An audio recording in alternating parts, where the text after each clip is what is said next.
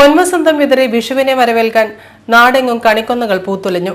വിഷുക്കാലത്ത് പ്രകൃതി നൽകുന്ന മനോഹരമായ ദൃശ്യവിരുന്നാണ് പൂത്തുനിൽക്കുന്ന കണിക്കൊന്ന മരങ്ങൾ.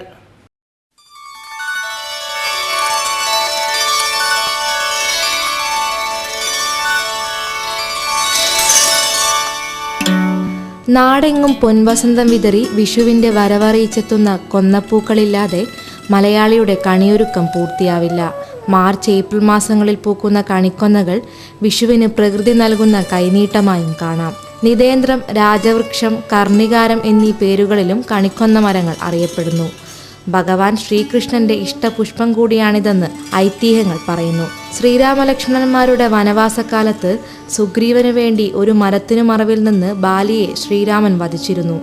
ആ മരം പിന്നീട് കൊന്നമരം എന്നറിയപ്പെടുകയും കലികാലത്തിൽ ശ്രീരാമന്റെ അനുഗ്രഹത്താൽ ശ്രീകൃഷ്ണന്റെ ഇഷ്ടപുഷ്പമായി കണിക്കൊന്ന മാറുകയായിരുന്നുവെന്നാണ് പറയപ്പെടുന്നത്.